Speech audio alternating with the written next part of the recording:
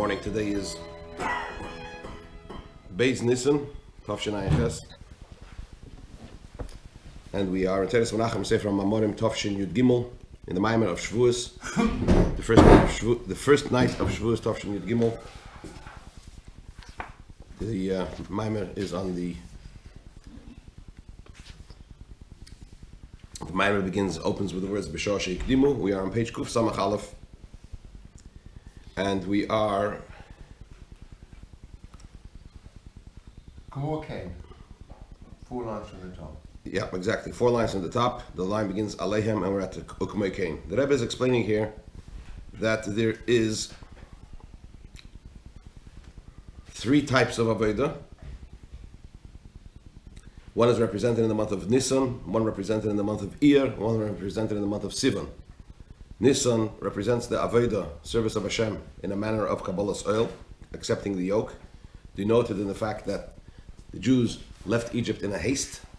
There was no time for contemplating their state, their spiritual state. They just had to get up and leave, run away from the klippah, run away from the negativity.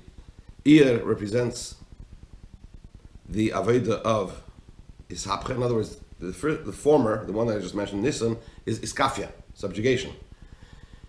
Iyar is Ishapcha, working with the Midas. Every day of the month of Iyar, we count the Omer. It's the idea of refining the person working with his Midas, with his emotions, with his behaviors, and transforming them to Kedusha. That's Ishapcha, transformation. Sivan is Bittul B'mitzias. Sivan means the person is in a state of total nullification, as represented in the giving of the Torah. What happened at the giving of the Torah when Hashem spoke, Al Kol Dibur V'Dibur Porcha Nishmasam. Every time Hashem uttered one of the commandments, their soul expired. Why? State of Bittul B'Mitzias. They were in a state of total nullification. The Rebbe went on to say the same thing we find in davening. Right? We start with Moida and Hoidu. That's when we're in a very basic state. That's the Avodah of Iskafia, subjugation. Then we go into Psukei de Zimra, the verses of song, the blessings that we say before the Shema and the Shema. That's the idea of contemplation, where we work with the Midas to lift ourselves, refine ourselves, and then we come to Shemona Esrei, the Amidah, where we are in a state of Bittul B'Mitzias, total nullification, denoted in the fact that we have to stand completely still, which denotes that Bittul B'Mitzias. Right? Now, despite the fact that the final point that Rebbe made was that even though we are in Shemona Esrei in a state of Bittul B'Mitzias, total nullification, nevertheless, it has an effect. Right? Why are we in a state of total nullification? Because what's revealed is a divine light, a divine energy, which is totally beyond the person's grasp in any way. In the terminology of Chassidus, Eid HaSevev, the transcendent divine energy. And then the person is in a state of stillness, without noise, because the transcendent divine energy is present down below, just as it is above.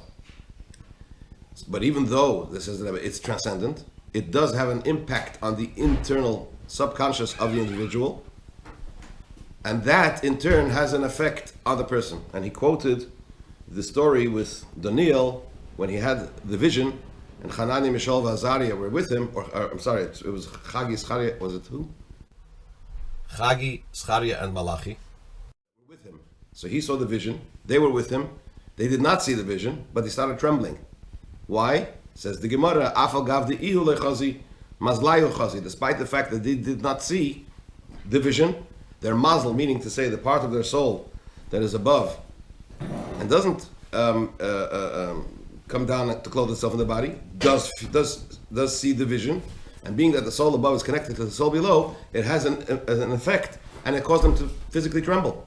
So too, despite the fact that in Shemona Esrei, when we daven Shemona Esrei, we are in a state of Bittul B'Mitzias, total nullification, because of the fact that the divine energy, divine light that is revealed is totally beyond us. Nevertheless, so to speak, our Etzem and Neshama, our mazel above, does feel it, and therefore it has an impact on us as well, down here below. Ukmei Kain, Kuf Samach Aleph, 4 lines from the top. Ukmei Kain, who Ba'avodah the Shemona Esrei, so too it is in the service of man, denoted in Shemona Esrei, in the Amidah, despite the fact that it is a revelation of godliness. which is totally beyond comprehension, totally beyond grasp.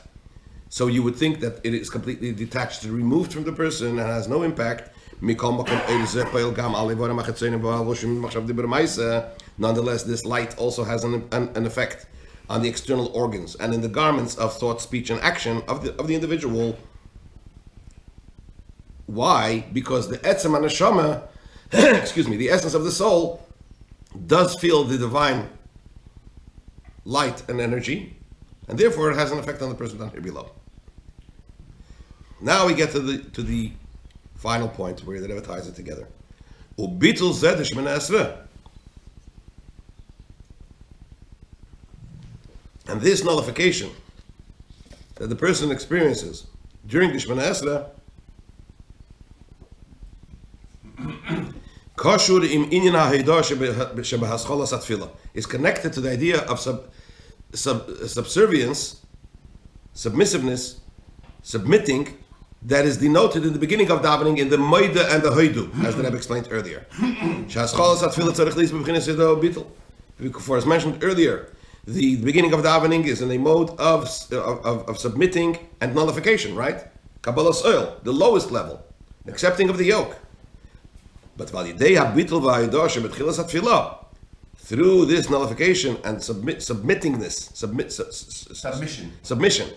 from denoted in the beginning of davening, we ultimately arrive to the highest level of bittul, the highest level of nullification, denoted in the Shemana Esrei, in a manner of total nullification, which is beyond this kafya and beyond this apka.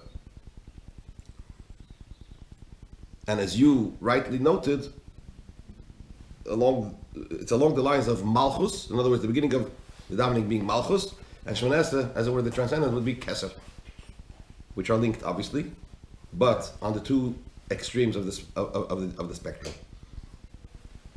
Chapter 4. Now the Rebbe goes on and elaborates even further in this idea. I would think that it would be, you'd start off with Malchus down in Nasir. I mean, if the aspiration, isn't our aspiration to get to Malchus Batsilis? Correct. Yeah. So we'll get to get. That's connected to Kesser, that's the point. Malchus, yeah, it's connected to Kesser. That's the point. It's not that you're in Kesser, that you no connected to it. Malchus, if you were no, able I'm to saying get to the idea of Shmona Esra, you're right, in the proper bottom of the tiers, that's the Malchus of Batsilis. I mean, Malchus would be the beginning of davening. Moidani and Hoidu is the very bottom. Yeah, but you're still in this world, Correct. But also, even if you get to the highest level, as he said, the revelation that takes place in Shemana Esrei is from above. Hashem is the one that. That's why make my mouth. You just make my mouth open. When the Rebbe, yesterday you were speaking, when the Rebbe said the mind, for example. Yeah. And he had to hold on to the table. To the tichel. Yeah. So, where do you think he was at that time? If I would know, it would be. You understand what I'm saying? Yeah. Where was he when he didn't hold on to when he was singing my Das weißt du, yeah. Well, I think we should sort ourselves out first. I've got aspirations. Yeah, we all do. No, it's a good thing. Aspirations is great. That's the whole point. The rotzu v'shoiv. Now the Rebbe goes on and explains this even further. This idea of the avodah aspect of all of this. The Rebbe explains, say the order of service of service, man's service of Hashem, each every day. It's in a manner that when we set out in our avodah, it should not be in a manner of levels and virtues, qualities. In other words, we shouldn't seek, like you say, aspirations. We don't start off with the aspiration. We start off with iskafia, subjugation, and submission alone. That's the beginning. Like the Rebbe said before, we're leaving Egypt. We run away. This is the idea of the Hoidul Hashem that we say in the beginning of davening, which is the idea of submission. Bittul, in other words, Kabbalah soil, accepting the yoke. Only after that, when what come along are the other aspects of davening, ad psukei de zimra, until we arrive to the song, to the verses of song. I'm sorry. There is the part of the davening from Hoidu until psukei de zimra. There's Hoidu, then there's Hoidu until the verses of song. Then there's psukei de zimra, the verses of song. Birchas Kriya Shema, the blessings of Kriya Shema, Kriya Shema, and the recital of the Shema itself. Shu Inyana is bonus. All of this is the idea of contemplation, which is the idea of ishach, as mentioned before, right? You work with yourself. So already you are seeking levels to aspire and to go higher. And then va'ad labitul Shemina Esra, then we arrive to the nullification of Shemina Esra, shelazeh boim dafka alidei shebechilas hatfilah. This we arrive to specifically only following the submission from that we had in the beginning of the prayer. The beginning of the service has to be in a state of submission and nullification. Specifically, if we were lacking that, then the whole rest of the structure doesn't work. And the Rebbe explains even further. It will be your to explain this even further. Sorry, just if we can just elaborate, how would that practically happen? What would you do if you were practically trying to get yourself into a position? The Rebbe explains it in this chapter. Okay. This is what the Rebbe explains in this chapter. To explain this further, the Hinik Siv, the verse states, the Torah states in Parshas Yisrei, at the very end, do not rise to my altar on steps, right? So that your nakedness will not be revealed upon it, right? When we rose up to when the altar was high, in order to arrive to the altar, the Kohanim had to go up, but the altar had a ramp. We're talking about the external altar, right? It had a ramp, not steps. What's the idea of an altar? The idea of the altar is the source of Neshamas Yisrael, right? It is the source of the souls. In the spiritual sense, that's what it is. Now, if you want to rise up, in other words, if one wants to rise up to his source, how do you rise up? Not with steps. You don't go up using steps, you use a ramp. Basa the Pshat, says the Rebbe. V'hainu. In the deeper sense, the verse is speaking about the following point. The Kash of Ish Yisrael Reitzalal is al Mizbeach. When a Jewish person wants to rise up onto the altar, El Sharshe, to his source, as we see that the Mizbeach is connected to the source of souls.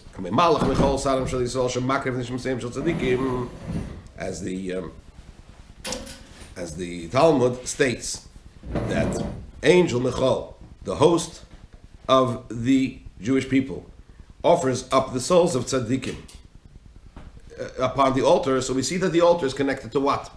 To the root, to the source of the souls of the Jewish people. So in other words, when a Jew wants to rise up to the altar, to his source, how does he do that? In the Seder Aveda Bazeh, the order of the service is as follows. You don't begin, one doesn't begin by going up steps. In other words, meaning to say, seeking levels and aspirations, but rather we go up a ramp. Now the Rebbe describes the difference between a ramp and steps. What is the difference between steps and a ramp? Steps are obviously level by level. In other words, the levels of the steps are plainly obvious. Each and every step is distinct for itself. It's completely, you can see each step on its own. One lower than the other, one higher than the other. And the order of ascending steps is that when you go up one step, you have to stop at this step until you become one with this step. If you miss a step, God forbid what happens, you can slip and fall, right? So too in the spiritual sense, when you go up the steps, you have to go onto that level, wait until you're standing strongly on that step, and only after this can one ascend to the higher step, to the higher level. Just as the parable is in this simple sense concerning steps. Each step consists of height, and then the area on the top. What is it called? Tread. The tread. What? You have the part of the step going upwards. How is a step made? You mean the vertical and the horizontal? Correct. The vertical and the horizontal. We say The height riser and the tread. What do you call the height? Riser. The riser. Yes, The riser and the tread. Gova chatzi amma. The riser is a half a cubit high. V'shilcha chatzi amma, and the tread is a half a cubit high. This was the Mishnah says in Midas, in Tractate Midas. It talks about the steps in the temple between the courtyard and the hall. There were steps. No, The trade. The shelch is the trade. Shelch is the trade. What do you mean the trade? It's the flat bit that you Flat put your bit. foot on. Yeah. The Yeah. part that you tread It's on. called a tread. Oh, the trade. I thought you said the trade. Oh. You fall off a thread. The riser and the tread. So the size of the step was in the Beis Hamikdash. The size of the steps were a half a cubit high by a half a cubit wide. 45 degrees. Yeah, exactly 45 degrees. Not very comfortable step.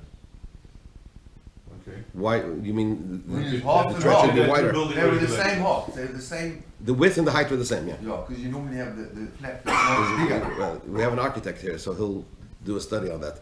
But be that as it may, the point being the Hainu, Sheharim hu aliyah madrigan alas yeser, the riser part of the step denotes the person ascending to a higher level. The shilcha and its tread, the flat part, who mashemis akiv sham is the part where the person stays until he rises up to the next level.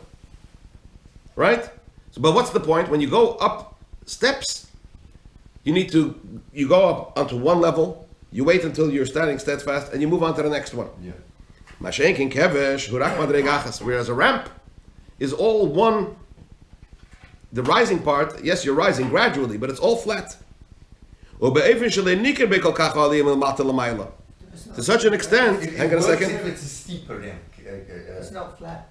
No, it's not flat, but the point is that you don't see, when you look at It works better if the analogy is with a steeper ramp.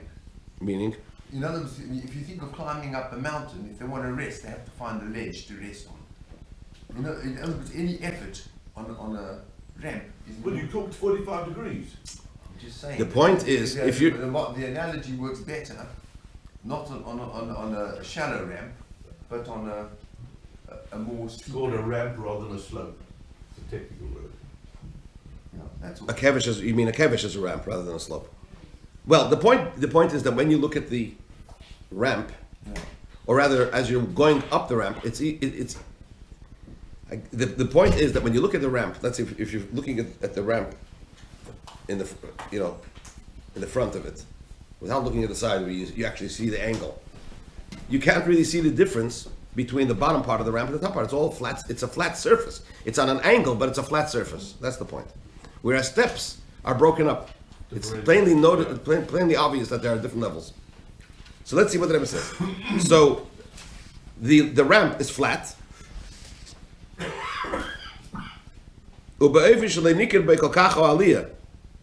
In other words, I guess the what's the part of the ramp, the front part of the ramp. In other words, the floor of the ramp is flat. There are no.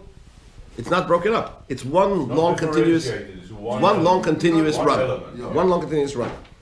To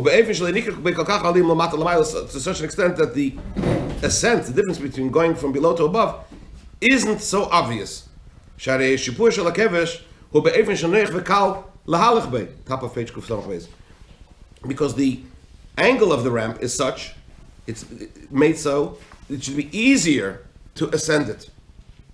The run actually, he says, was 32 cubits long. The Gave Yud Amma, and at its highest point, it was 10 cubits tall. So the angle was such that from the beginning of the ramp to the top of the ramp, to the bottom of the ramp to the top of the ramp, it was an easy. 1 in 3 gradient. It was an easy. What's the word? Ascent. It was an easy incline. The gradient, as you say, was easier.